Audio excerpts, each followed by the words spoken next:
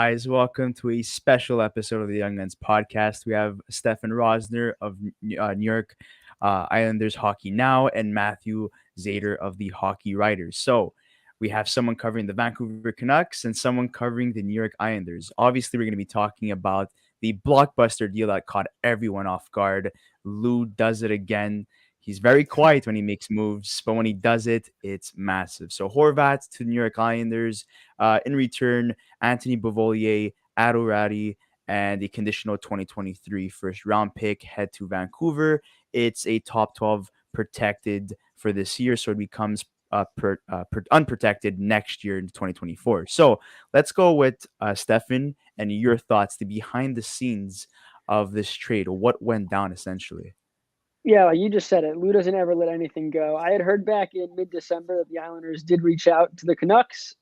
I'm assuming a ton of teams did because obviously he's the hot guy in the market. And Lou yesterday during his press conference shared that he did this very secretly with Rutherford and Alvin. So obviously I think it happened, over the last couple of days. I think Lamoureux looked and said, all right, the Islanders are 2 points out of a playoff spot, but there has teams at hand, have games. So 6-7 points out. We need offense. They averaged under 2 goals per game in January. And they went 4-8-3. So they were pretty bad in January. They need goal scoring.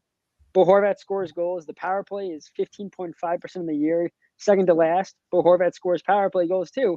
So I think this is a perfect fit for them. Just positioning wise, someone's going to have to move to the wing. So we're going to assume for now. We'll see what Lambert thinks when we get back to practice and games. But we're going to think right now that Bo Horvat will center Matthew Barzal, and then we'll figure out what they're going to do on the other wing spot.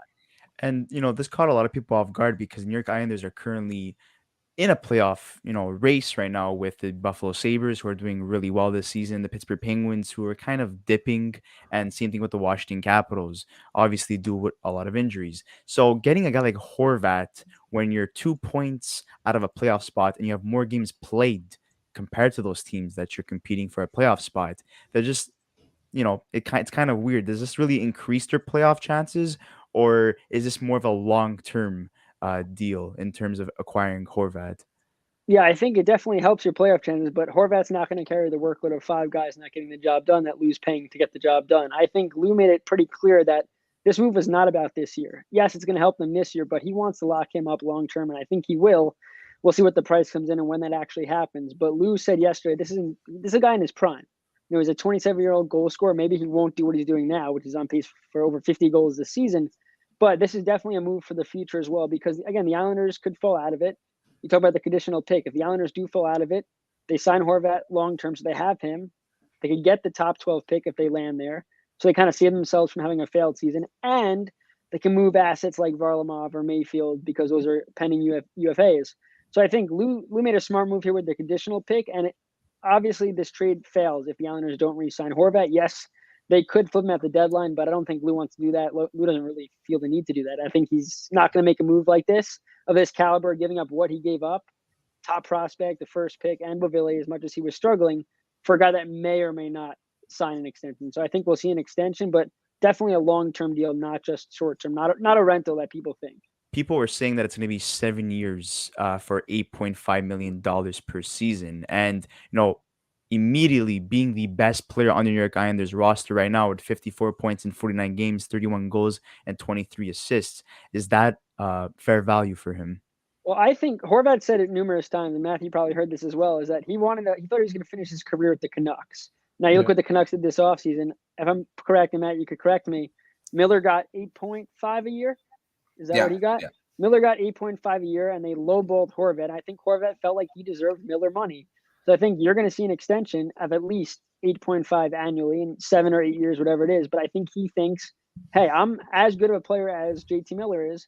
So I think that's what he wants. He wanted JT Miller money all along. Yeah. He didn't get that from the Canucks. And I think the Islanders could certainly do that. 8.5. I mean, he could ask for 9. Who knows? Horvat's in control here because he could say, listen, you're not giving me the offer I want. I might as well wait till the offseason and get paid whatever I want, wherever I want to go. But again, I think Lou obviously, the Canucks didn't allow anyone to speak to Horvat's agent about an extension, but Lou doesn't follow rules. Was there unofficial talks? Probably. I mean, again, like I said, Lou is not doing this if he doesn't think that he could get him to an extension. So yeah, I don't know, 7 or 8 years, whatever it is, but I would say 8.5 for sure.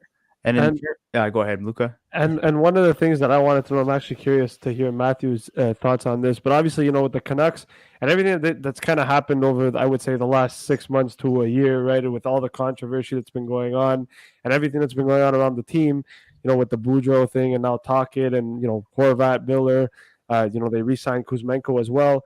There was a decision at the time, and I think I saw it from Rick Dhaliwal, who said that they kind of made a decision between it was either Kuzmenko or Horvat, and they ended up choosing Kuzmenko. And my question to you is kind of just I, what was your reaction to the trade in general to him going to the Islanders, but also like why did the Canucks end up moving Horvat? Why did they end up deciding what he's the guy that's going to go? I know that they didn't want to give him the money that he was looking for, but he is the captain. He's been a Canuck his whole career. Just kind of your thoughts on that as well. Well, first of all, I never thought the Islanders was going to be the destination. No one did. Boston. Like there was really no talk. I mean, back from when JT Miller, I mean, there was that failed trade there, but that's the last I heard of the Islanders. I mean, there have been writers writing about potentially, but it was Brock Besser, not Bo Horvat. So I mean, that was surprising to me. For the fact of trading him, I think ultimately they just thought they weren't going to re-sign him. I mean, like you said, 8.5 was basically what he was looking for.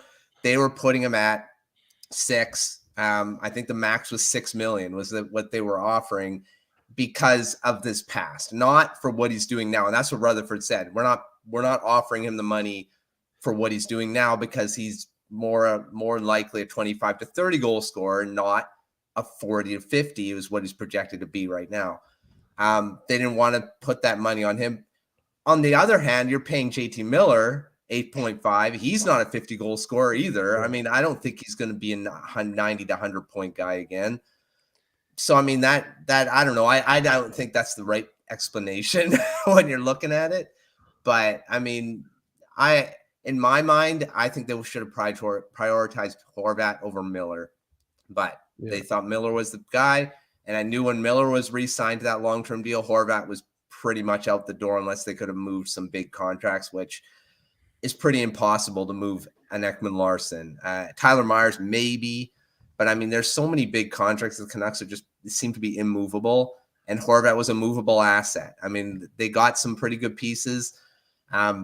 Ultimately, I think the Canucks didn't get enough. I think they could have got a lot more as the deadline got closer. I agree. But, I mean, they got a top prospect. Aatu Räty was supposed to be in the conversation, be a first overall pick at one point. But, he's a top prospect. Beauvillier is intriguing to me. He's 25. He's kind of entering his prime. He hasn't been he's been a consistent double-digit goal scorer. I mean, he'll score 20 goals once, right? So, I mean, he may add a bit.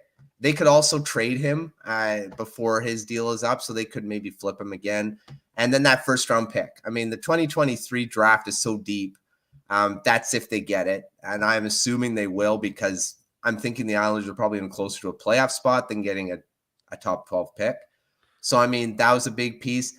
I still think they could have got a lot more for this. And in terms of the New York Islanders, giving up a protected top 12 pick, whereas, again, referring to the Ben Sherrod trade, unprotected in the 2023 draft, where you have guys like Adam Fantilli and Connor Bedard and Leo Carlson and Matvei Michkov as well.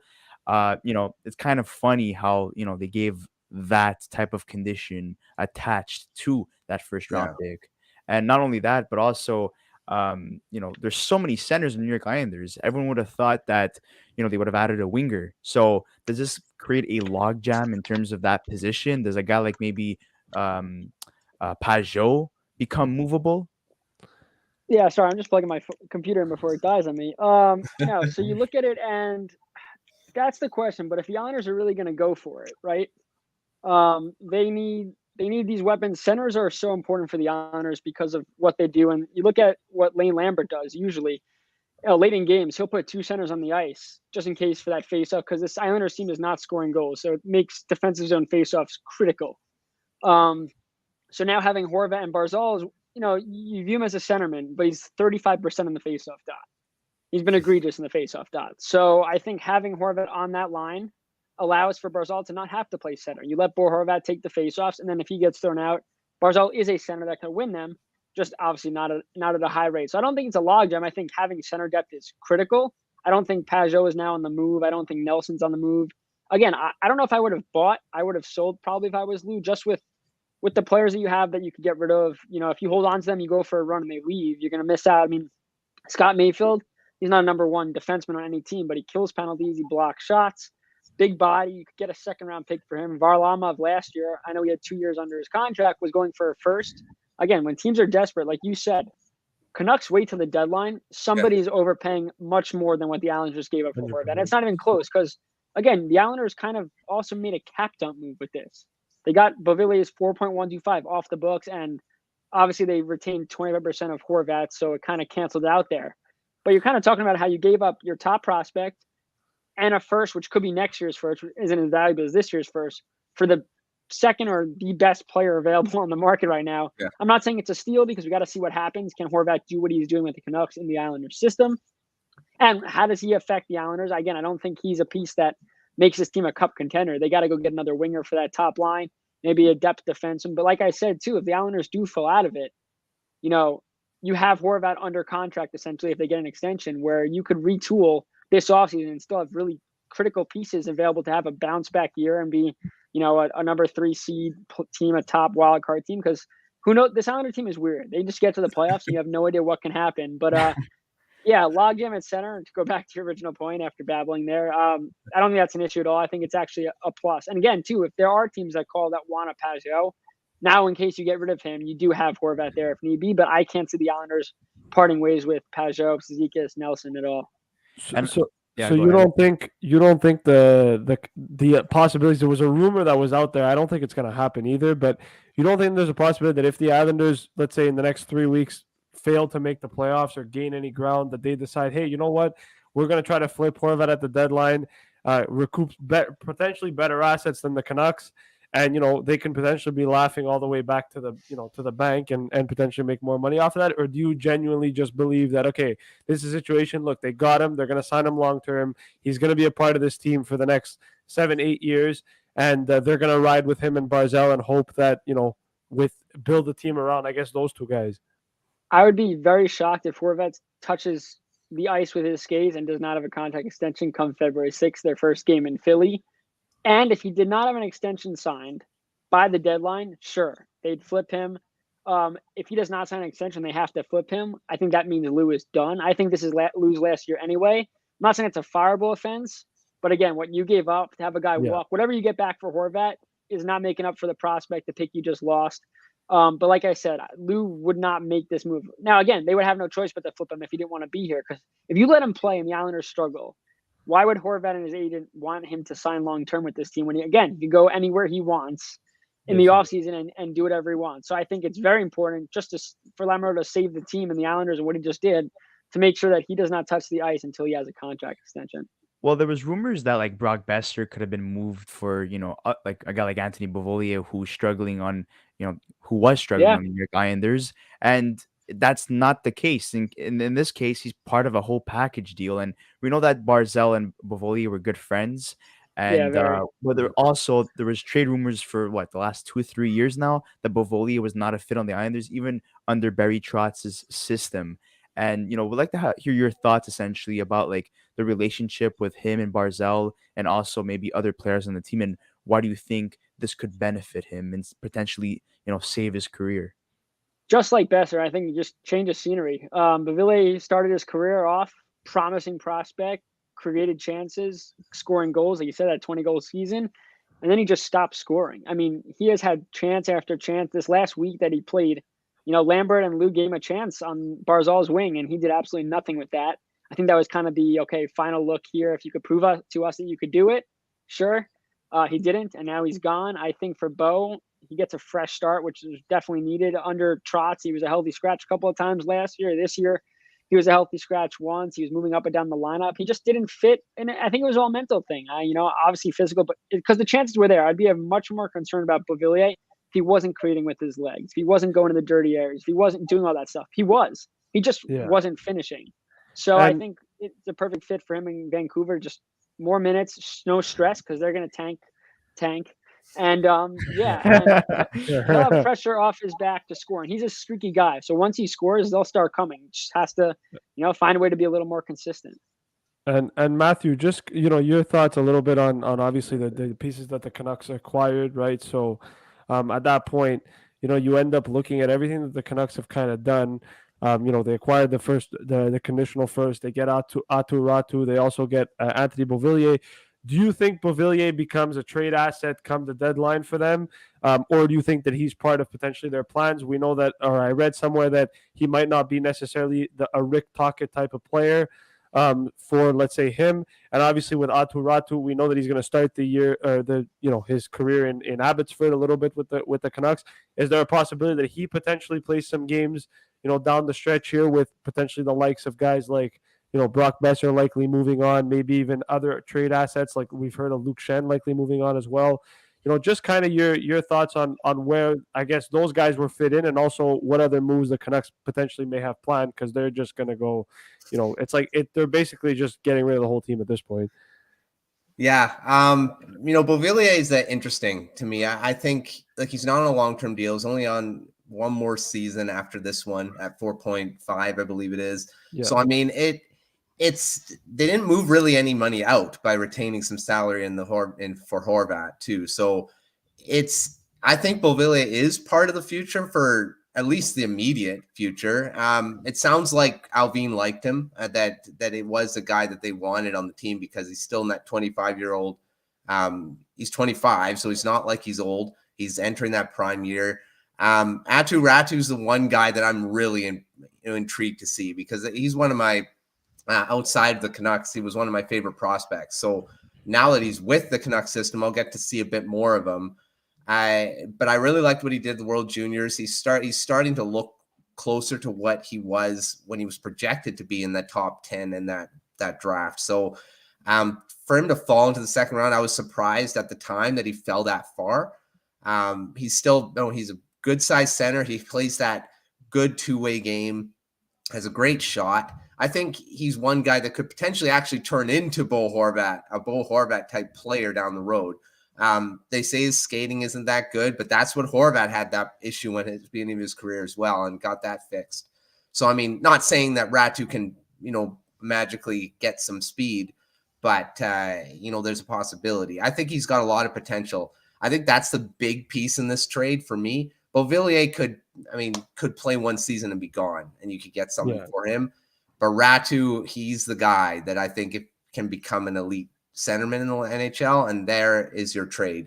That first round pick is also big. I'm hoping that it's the 2023, because getting a pick in that 15 to 20 range is probably where it's going to fall if the Islanders do make the playoffs. And in that case, they could be getting a guy like Reinbacher, a defenseman. Sandy Pellikka, another defenseman. Those are both right-hand shot defense that the Canucks need in their system. So if they're able to get him and then get a top 10 pick a forward in that, that heavy center, at the top 10, they're pretty set for this draft. I think that the first round pick and Ratu are the two key pieces in this deal. Beauvillier, either way, he could potentially turn into something. But those two future pieces, I think, are the big things. For me, taking on another project when you already have a guy that became a project in Brock Besser, and also Niles Hoglander's reaching that point where he's becoming a project at this point. Even though both players had a high ceiling and they showed flashes of brilliance, the consistency of being that type of player, it has been lacking essentially. And Vancouver's in a point where they need to rebuild, but also they need pieces that will have an immediate impact for years to come. They announced today that Kuzmenko, Hughes, and Pedersen is the core essentially for years to come. And it only makes sense, right? I thought, trading Kuzmenko would have been dumb. He's younger than Horvat. Also, he's shown that he's capable of being a top player in this league, especially, coming from the KHL. The only other player that's had a massive impact like Kuzmenko in recent years was Artemi Panarin, which we've Yeah. done a comparison on a couple of days ago. So, just looking at this whole situation, my question to you is that why wasn't it Boston that acquired Bo Horvat? We know that they Well, wanted Fabian Lysell and Brandon Carlo as trade pieces, which kind of like I wouldn't say they equal the value of Ratu and sorry, Aturati and Bavoli, Bovolio, but like it's kind of similar if you really think about it, yeah. because you get a young NHL ready player and also a prospect that could have an impact for years to come in the NHL. If the rumors are true that the Canucks didn't really shop the Islanders' offer anywhere else, there was one team, unnamed team, that Yeah. apparently was in the deal, in the discussions, and they weren't talked to about the Islanders deal for them to maybe match it or something like that. But that just sounds very Jim Benning to me from the past. You zero in on one deal and then you take it, and then you don't look elsewhere. I don't know if it's true. We're not there, but I think if that is, I think they should have, like I said before, they should have looked and waited. I mean, it's not like the deadline's tomorrow. I mean, they could have waited and still got something better. Maybe got Boston to do it. I don't know if they were going to trade Brandon Carlo. He's a pretty big piece of that team still. They do need centers. I think Fabian Lysell and Atu Ratu are pretty much level in value for prospects, but Lysell is a lot more speed, obviously. But I mean, I love both. Yeah. Prospects. I would have been happy to have either of them. But, Well, I think what's really surprising about this whole thing, right? And just to kind of reiterate kind of how my reaction was a little bit to it. Like, I didn't even find out. My brother actually told me about the trade, and what was interesting about it is that it ended up being a situation where like he comes up to me, he's like, "Oh yeah, but he got traded to the Islanders," and I'm like, "What?" Like, out of all teams in the league, Yeah. I'm like, the Islanders? Wait. Let me cut you off. When we did our trade destinations for Bo Horvat, we said that the Islanders were a trade destination, and we Yes, were right. but And he yes, actually ended up getting traded there, so we deserve some credit we there. are right about that. But the thing is that you got to kind of think about it from this perspective, okay? The Islanders are pretty much like they're always that team that you never know what they're gonna do, right? And so for me, it was a situation when we made that trade destination video. Yeah, there was a possibility that he was gonna end up on the Islanders, but like we didn't actually like we thought for sure, at least I thought for sure he's going to Boston. He might even end up in Minnesota. He might even end up somewhere else. He's not I don't think he's ending up in the Islanders. And so when that happened and then I saw the return, my first thought was that like that's it, right? And like the reason why I thought that is just because, as much as Bo Horvat, yes, is a career 55, 60-point player, which, let's be honest, it is true. He is having a career year. He is on a contract year, and like you said before, the trade deadline is still 3 weeks away, about a month away. So we're at a point now where it's like you could have waited. You could have potentially gotten other offers, and like Stefen had said before, other teams would have came in and overpaid. Come the deadline, someone would have done it, right? Look at what Ben Sherratt fetched last year at the deadline. GMs, when they get desperate, we all know what they're capable of potentially trading away. So to me, I think, I'm not too sure if Jim Rutherford and Patrick Allvin necessarily got this right. We'll see how it goes, down the road. Obviously, it's still early to process, but I think the fact of the matter is that if that pick does become 2023, and if Atu Ratu turns out to become, the player that I think people expect him to become, then yeah, this trade in the long run is going to look good. I think if it ends up becoming a 2024 pick and the Islanders miss the playoffs, that can also be potentially a determining factor.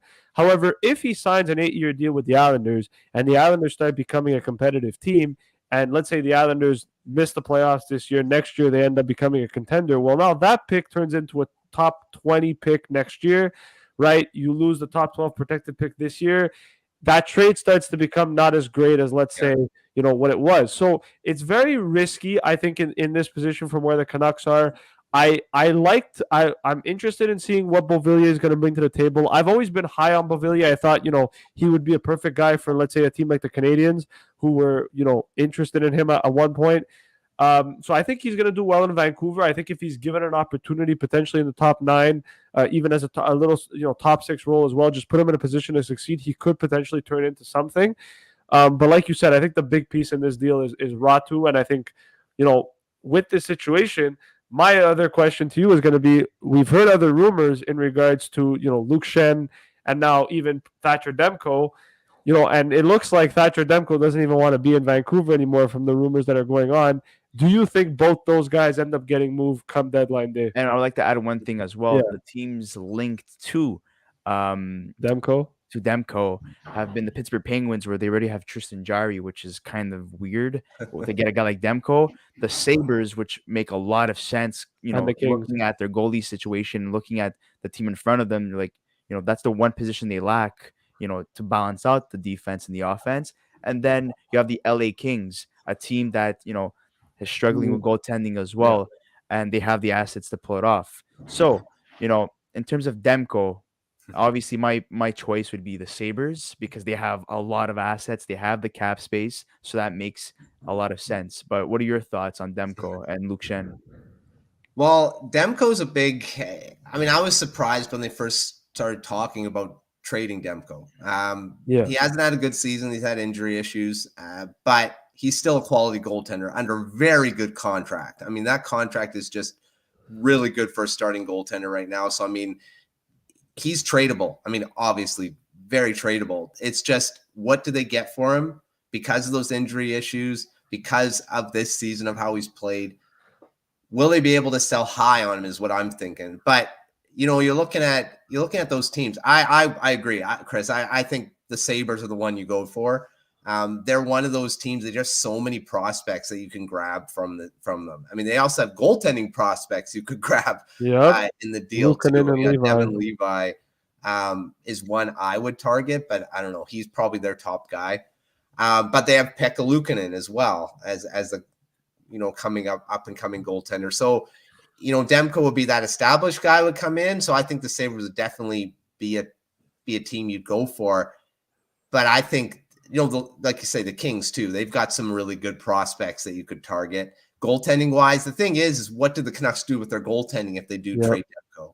Do you get a goaltender in that deal, or do you go after another team to get a goaltender? Because now you're going to have to get someone because, the goaltending isn't very strong in the pipeline. So Penguins, I don't really want the Canucks to target the Penguins. I mean, they have no prospects that I want. Not even any players I really would be looking at. They traded the guy that I wanted them to go for in Marino, who went to the New Jersey Devils. So, I mean, I think the Sabres are the Kings if the Canucks do go and start, shopping around Demko if they are already. I think those two you should be targeting in on. As for like Brock Besser, I think is a guy that will be traded. It's just a matter of time. I don't know who. I mean, there's a lot of teams that have kind of been kicking around him right now. I mean, Minnesota Wild is one because of his, connection, hometown boy there. So, I mean, I think Besser, I thought the Islanders, like I said, I thought the Islanders was going to be the one that he'd go to. But, he still could go to the Islanders. Could still go, I guess. Yeah. Because they need a winger, right? Like Stefan was alluding to, Tarasenko would be the main guy to go to if they really want to make a splash. And considering that he has championship pedigree and we know what he's capable of, even though he had a little bit of a cold start coming back from those injuries and not playing that much, he finally found his groove last year and it's continuing to this year. Unfortunately, St. Louis, they're on a losing streak right now. They don't look like anywhere near a playoff race. They're going to be sellers. There's also mentions of Ryan O'Reilly as well and Mikola as well. Yeah. But, just looking at the Vancouver Canucks, and especially that you're covering them, this must have been, a crazy year, but it also produced a lot of content for you guys, right? To talk about. Oh, yeah. And like I said, I didn't mention Luke Shen yet. I mean, I don't want the Canucks to trade Shen. I think he's a big part of this locker room. But the thing is, he could fetch a first-round pick. I mean, I think a team would be willing to give a first-round pick for him. That's crazy. At least a second. I mean, the way he's playing, and I think he's that playoff guy. I mean, he's won a couple cups with Tampa, not in a big role, but he was a big part of that team. John Cooper, I know he was saying about him that he was such a big part of that locker room and came in when they needed him. He's got the physicality, he's got the leadership. There's some people in Vancouver that want him to be the captain on the team right now. I wouldn't make him captain. I don't think he's going to be here long enough. Although he does want to be here. I mean, that's the thing. And that I think they got to be careful with what they do with him. If they do trade him, they could re-sign him in the offseason and just be a rental for whatever team he goes to.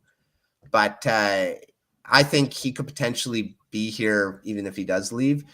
But the thing is I think he could be valuable for something. Like I said, first, second round pick, maybe in a mid-tier prospect you could get for Schenn. And that's insane looking back at what he was, a few seasons ago. Yeah. Getting sent to the AHL waivers and all that. So that's what I was saying, first round pick, whoa, that's crazy. Boston is linked to him. Even Tampa Bay's linked to him again.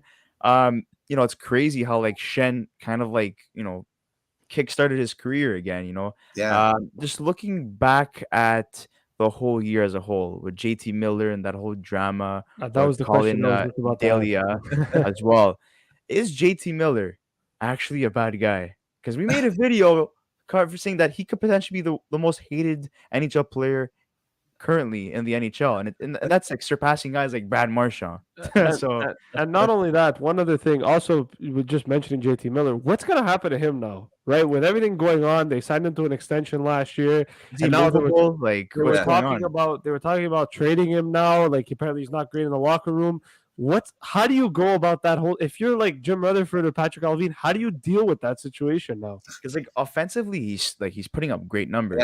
44 points in 49 games, but his defensive game is very, very poor, and it's been talked a lot about throughout the last couple of seasons, especially this season with all this drama going on. So, is he movable? I don't think he's movable. I mean, that contract. I mean, it's not right now, but it's coming up. He's still under that 5.5, I believe it is. So, I mean, he's got that starting next season, and his no trade clause gets put into effect pretty soon as well.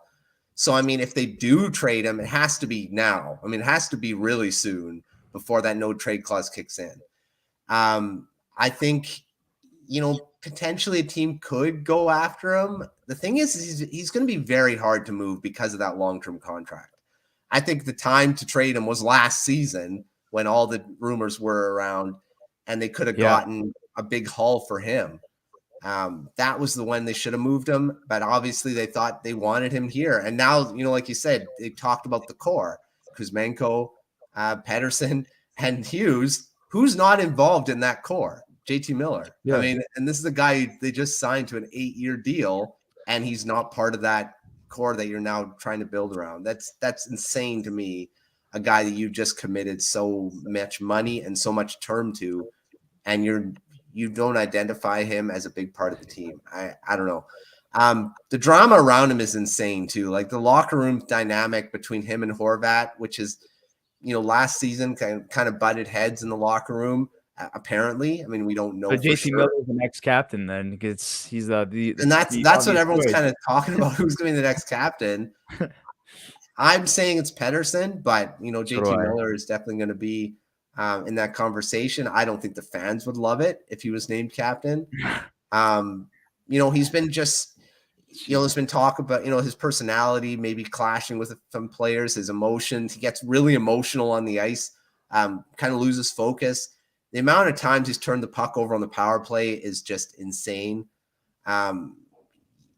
He's like you said about the defense. He's not good defensively. I mean, as a centerman, I would not like him as a center because of how bad he is defensively.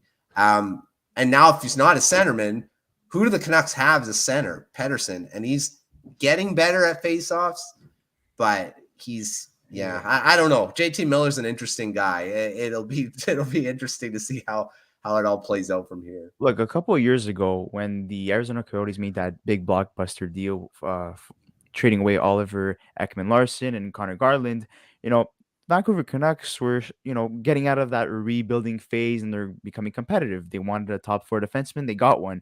They wanted somebody to play in the top six, maybe even third line minutes in Connor Garland. And both those players were doing well with Arizona. They head to Vancouver and they completely regressed. And not only that, sure, they got rid of contracts like Louis Eriksson, Jay Beagle, and Antoine Roussel, but they also gave up a pick that ended up becoming Dylan Guenther, which he played fantastic with Team Canada in the 2023 World Juniors. And at first, it was a good deal for Vancouver, and now it looks like an absolute horrible deal. And now, like, I don't even think Ekman Larson is movable. He's another guy that I think they can't move. And Connor Garland, I think they could potentially move in, but they're not going to get much in return for him. So, keeping like this is the whole like debate that we're all having now. If you keep guys like this on the team, it increases the chances of getting a Vancouver native Connor Bedard, which Vancouver fans would love to see. But Everybody would. if you trade these guys away, what happens if the players that you're going to return or the younger players that are called up from Abbotsford, they start winning games after, like under Rick Tocchet, like what do you do essentially? Like there's a lot of question marks there. Yeah. Yeah, like you say, Ekman Larson's not movable. I don't think they're going to be able to trade him. I think he's destined for one of those buyouts that they're talking about in the offseason. It's Connor Garland. Yeah, I think he could be traded. But like you said, they get traded. You bring in the young guys, and all of a sudden they're an up and start team. They start winning. You want to tank, but if you'd think by trading away all your big guys, you're going to be a worse team, but that's not always the case. You see how Arizona kind of starts, they've won some games against some big teams because of the youth that they have got in the lineup. And, even if the Canucks don't win the lottery, which I don't think they will, they just don't have the luck. They just don't seem to have the luck to win it. Yeah. They're going to get a really good guy, even if they finish in that top 5, top 10 range. There's another guy in that area, Zach Benson, who's also from this area. I would love on this team too. But yeah, it's going to be interesting to see how many guys actually get traded and how they do without them. Because people, like, when it comes to trade deadline every year, they're like, oh, this guy is not, doing well on our respective team. Yeah, he's 100% going to get traded. But you got to think about the salary cap era that we're in right now. There's a lot of teams that are tight with cap space. They cannot afford to take on bad contracts. And just because a player is doing bad doesn't mean other teams want him, right? Yeah. And just looking at the whole, like, where do Vancouver Canucks finish and who do they draft? I think they end up with Leo Carlson. That's just my own personal opinion. Yeah. He's a fellow Swede, so it makes sense. They have a lot of Swedish people in the organization. The Sedins, being a part of that as well. It just makes sense, having that European culture in Vancouver on that team. You have Alex Pedersen as well. You have you two have alive Lekkerimäki. Pedersens, actually. Yeah, you have two Pedersens. Lekkerimäki as well in Europe. So for me, it just trying to increase and build on that culture of having European players be For me, on that team. Just basically, essentially, the way that Detroit was with having guys like Russians and Swedes on that team, and they were Stanley Cup champions for many years in a dynasty. So maybe it works out for Vancouver. For me, I don't hate the Canucks. I don't have a problem with the Canucks. I just don't like the way things have gone for them and the way they've handled certain situations, especially with the Bruce Boudreau situation. That I was very mad about, just because I actually like Bruce as a coach. I don't think they handled that situation properly. To me, listen, they can draft anybody they want, but if they end up getting Bedard, I'm worried that it's just not gonna go well. Not because I don't think that he's got the talent, but just because of the fact that, look, he's a Vancouver boy, and I think with everything going on and behind the Canucks and how toxic it seems to be, with how many issues there's been and how many variables there's been, I'm just worried that if you put a player of that caliber on a team like the Canucks that are, let's be honest, they're a shit show right now. It's a situation that I just don't think any rookie wants to be a part of, where if you get a guy like, let's say, Michkov or Carlson, for example, they could still have a couple of years in, let's say, Europe, figure their game out, be able to come over. And then by the time they're able to come over, Vancouver's kind of rectified their whole situation and they're back to kind of being back on track. Whereas Bedard, listen, he's going to play in the NHL like game one. He's going to be there. And I'm just worried that, I'm not saying for his development, obviously, Connor Bedard's a franchise talent. I think he's going to be amazing in the NHL. But just in terms of the atmosphere, I don't necessarily believe that that's a great place for a rookie to let. Well, he cut off. And that's kind of my read. And at the same time, like I said, I didn't like the way they handled the JT Miller situation. I didn't like the way they handled the Bo Horvat situation. And I also don't like the way they handled the Bruce Boudreau situation. And I think the front office in Vancouver, we were talking about potentially, or they were talking about potentially about, making a change there. And it doesn't seem like there's been any positive change, from that. Well, they did make a change, and we all thought that, with Bruce Boudreau coming in and the whole regime change and Vancouver having a better second half last season, they were in a playoff race towards the end of the season, and they lost out by a couple points. And I'm like, wow, like Vancouver's actually fixing things. They're building towards better things. And then this season, it's like, wow, this is definitely the most, apart from the Ottawa Senators, this is the most disappointing team because a lot of people had Vancouver in a playoff race, maybe in a wild card spot because of the team they had, because of the offseason moves they made. Yeah. And like you were alluding to before, Matthew, like they should have just, if they had a crystal ball and they knew this was gonna happen, JT Miller should have been traded. They should have added Kuzmenko still. I think that's a smart move. Yeah. They should have prioritized Horvat, and that would have been a lot better. But they just did everything backwards. I don't know where Vancouver goes on from this moving forward. And you could trade all these guys. You could add Connor Bedard, but let's be honest here. It's bigger than Connor Bedard and trading all these players. Yeah. There's a culture issue right now. Yeah. I think it goes all the way to ownership to me. I mean, it's, Aquilini was the guy that hired Boudreau before hiring a president, before hiring a GM. He fired everyone and hired his own coach. And look how that went. I mean, it didn't work. So, I mean, I think ultimately it goes down to him. I think that's where it started.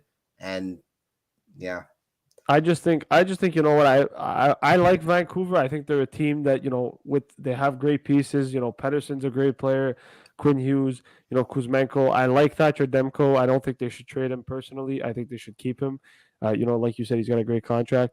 I'm worried with how with the way things have progressed, and like you said, it goes up to ownership and Rutherford and Alvin. They need to figure this out, and they need to figure it out quick because. This is a team that, yes, they're looking like, it looks like they're going to be embracing a rebuild, but you want to be able to get your stuff in order. Like, you brought in Rick Tocchet better be your guy, right? Yeah. We shouldn't be having this conversation in a year and a half from now saying, oh, damn, we're firing him too because he's not good enough, right? Well, or whatever the case is. I think he's the perfect type of coach to have when you want a culture shift. The same way that the Philadelphia Flyers hired John Tortorella, the same, reasoning behind the Rick Tocchet hiring. So, it's a guy that doesn't like to lose. It's a guy who wants to be competitive. And people are looking at his record under, the Arizona Coyotes and are like, wow, this is not a good coach we like to have. Bruce Boudreau was over .500 in terms of his winning percentage and losing percentage. So, like, he was a winning coach. And you look at Tocchet and he's under that, right? And you're like, this is not really an improvement. But you got to look at the context behind things.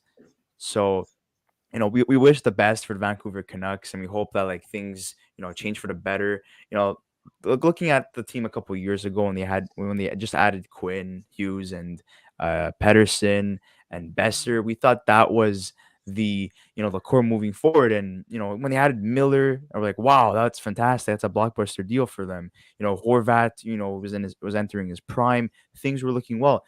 You had Markstrom in his prime. You had Demko, who was fighting Markstrom for the first position as a starting goaltender.